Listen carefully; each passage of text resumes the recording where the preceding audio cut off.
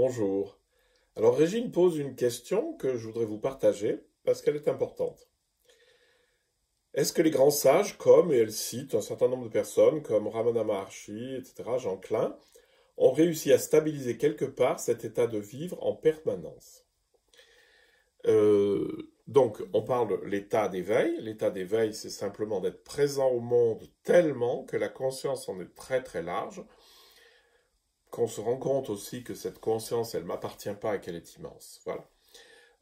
Et donc, dans cet état d'éveil, il n'y a plus de pensée anarchique, les pensées sont décantées, ont décanté, elles sont tombées au fond, et elles n'émergent que lorsque j'en ai besoin. C'est-à-dire que l'état naturel, c'est un état de silence intérieur, percevant et ouvert, et quand j'ai besoin de penser, l'espace mental s'ouvre et les choses se disent. La chose qui me gêne dans cette manière de présenter, c'est est-ce que des grands sages comme un tel, un tel, un tel on a l'impression qu'on réserve un peu l'éveil comme si c'était quelque chose d'absolument extraordinaire et qu'on le réserve à certains gens très connus, voilà, Ramana machin, Henri Le Sceau, truc. Euh, et à mon avis, c'est la meilleure manière qu'on a pour s'empêcher d'y accéder. L'état d'éveil, c'est tellement mon état naturel que ça ne peut pas être réservé à une espèce d'élite qui traîne en tongs sur l'Himalaya, comme dirait Alexandre Jolien. Donc la première chose, c'est d'arrêter de faire des distinctions dans l'humanité entre les grands sages et puis tout le monde, quoi, et puis que, bon Dieu, c'est tout à fait inaccessible. Plus vous vous direz que l'éveil est inaccessible, et moins vous y arriverez. Hein, et plus vous comprendrez que c'est très simple, et plus vous avez des chances d'y arriver.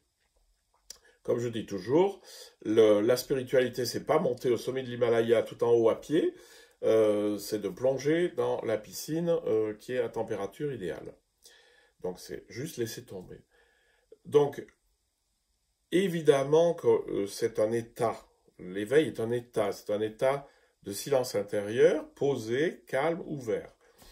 Évidemment que c'est un état naturel qui est stable au bout d'un certain temps.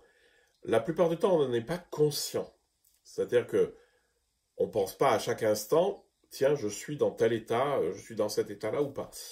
Mais à un certain moment, cette présence au monde se stabilise et tout l'agir vient de cette manière d'être. Hein. Eckhart va dire de ce fond, qui est mon fond, jaillit tout mon agir.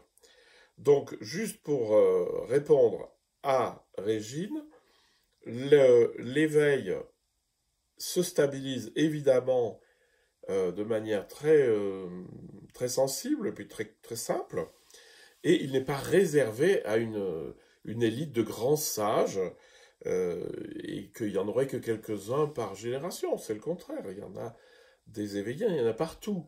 Par contre, ce que je vous demande, c'est de prendre conscience que vous êtes éveillé et d'y croire, parce que c'est vrai. Je dirais d'arrêter de penser que c'est ailleurs. Le nombre de fois où j'ai eu des gens qui étaient parfaitement éveillés et qui disaient ah ben oui mais non c'est pas ça, etc. Ben non, tous les gens qui vont vous dire c'est pas ça, ils vous mènent sur un mauvais chemin.